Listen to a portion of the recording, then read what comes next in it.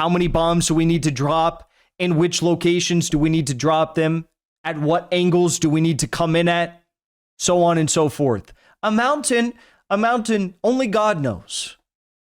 Only God and the IRGC engineers that developed the facilities. So there's no way of the U.S. knowing all these sorts of things that they need to know to make it the most impactful strike.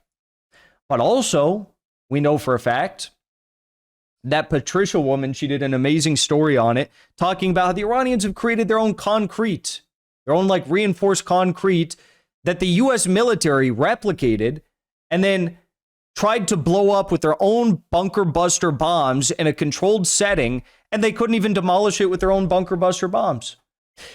So it's over. It's literally over. Because up until this point, the Iranians were basically saying like, hey, look, we're doing this. We're securing the Strait of Hormuz.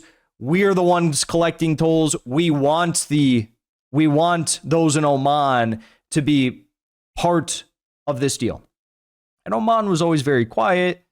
They've historically been a neutral state, a mediator state of many conflicts throughout history, and they've benefited greatly from playing that role. Now, this week, for the first time, they say,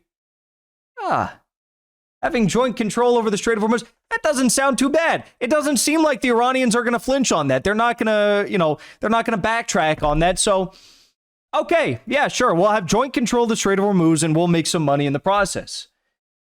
That is pretty amazing, but not even as amazing as the other news we have. U.S. military intelligence now assesses that Iran has regained access to roughly 90% of its missile storage and launch facilities, which are now partially or fully operational. In a few days, we'll have another story that says it's 100%, because just last week, there was a story that said that Iran's missile storage and capabilities remain at 70%. Now they say 90%. And guess what? The Iranian foreign minister, Araghchi, he already said it was 120% because they had actually expanded their capabilities since February 28th. Now, there was a very amazing part of this story.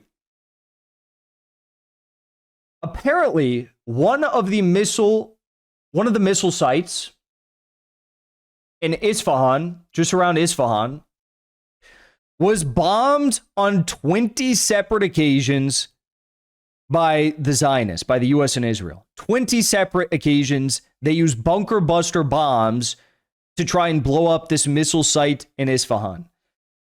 Each and every night, the Iranians were launching off more missiles from there. And when I say that the U.S. and the Israelis bombed it 20 separate times, this is according to the U.S. intelligence officials that are like leaking this information.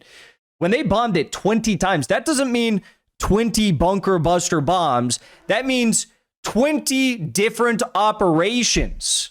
That means one operation every 1 to 2 days of the war. And they were dropping multiple bunker buster bombs on these mountains, on these facilities in the Isfahan region. And still, every night, the locals reported seeing more missiles going up from those sites. And this strikes at exactly what we were talking about at the start of the war. In the first days of the war, I put out a video and I said, look, hitting these underground facilities and whatnot, first of all, they're so deep. Second of all, you can't understand like what the internal structure of a mountain is. If you're trying to bomb like a building that has 10 stories below the ground, I mean, you can kind of guesstimate what it's going to take. What are the weak points? How many bombs do we need to drop? In which locations do we need to drop them? At what angles do we need to come in at? So on and so forth. A mountain, only God knows. Only God and the IRGC engineers that developed the facilities. So there's no way of the U.S. knowing all these sorts of things that they need to know to make it the most impactful strike. But also, we know for a fact that Patricia woman, she did an amazing story on it, talking about how the Iranians have created their own concrete, their own like reinforced concrete that the U.S. military replicated and then tried to blow up with their own bunker buster bombs in a controlled setting, and they couldn't even demolish it with their own bunker buster bombs.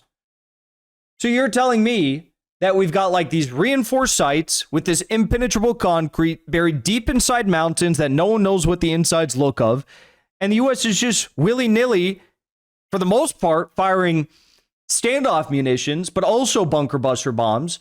And for 20 different operations throughout the war, they failed each and every time. It's actually quite amazing. It's quite amazing. We have of course, they banned satellite imagery on the U.S. bases, but we have new information that the New York Times has confirmed that most of the 13 U.S. bases in the Middle East have been destroyed and are empty. So this was, 26 days into the war. This was March 26. Many of the 13 military bases in the region used by American troops are all but uninhabitable, with the ones in Kuwait, which is next door to Iran, suffering perhaps the most damage, according to the New York Times. Now, as of 6 days ago, we have a news story from the Washington Post stating that Iranian airstrikes damaged or destroyed at least 228 structures or pieces of equipment at U.S. military sites since the war began. I don't think you guys understand this. These assets that they destroyed, pinpoint targeting, multi-billion-dollar infrastructure built up and deployed to these bases in the region over decades and decades and decades, and poof, just like that. Shaheds, Iranian hypersonic missiles, goodbye, goodbye, goodbye, all gone, okay? It's pretty amazing. A new Washington Post satellite imagery review reveals that Iran has caused more damage to U.S. military sites than previously reported. Amid a U.S. imagery blackout, Iran has released more than 100 images of strikes on U.S. bases.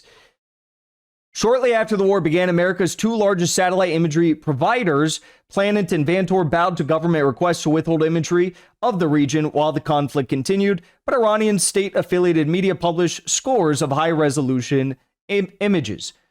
Shout out to Chinese Mizar Vision, who does not give a single shit about U.S. threats and sanctions. We accumulated 120 Iranian images, geolocated them, and compared them to open source Sentinel-2 satellite imagery and planet imagery when available, ultimately confirming 109 of the images. We found no evidence of the Iranian images having been manipulated. Per government request, Planet isn't providing any images taken after March 8th, but using the Iranian images, we scoured Planet's available imagery for discrete damage points. Conservatively, we counted 217 damaged or destroyed structures across 15 U.S. military sites.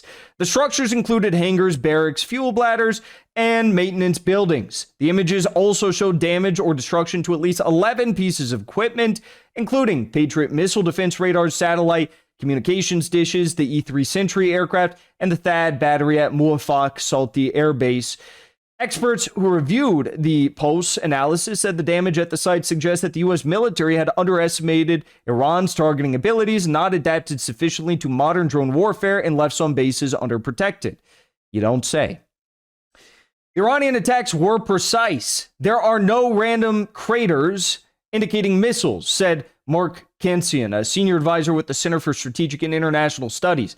You guys understand, these are like, CSIS is like one of the biggest pro-war think tanks, and they're even admitting, like, yeah, we got cooked. We got cooked. This guy, I think, has me blocked even, maybe. I don't even know. Another person told us that the apparent U.S. strategy to destroy Iran's missile and drone forces fast enough to prevent them from inflicting serious damage underestimated the depth of Iran's pre-positioned targeting intelligence on fixed U.S. infrastructure.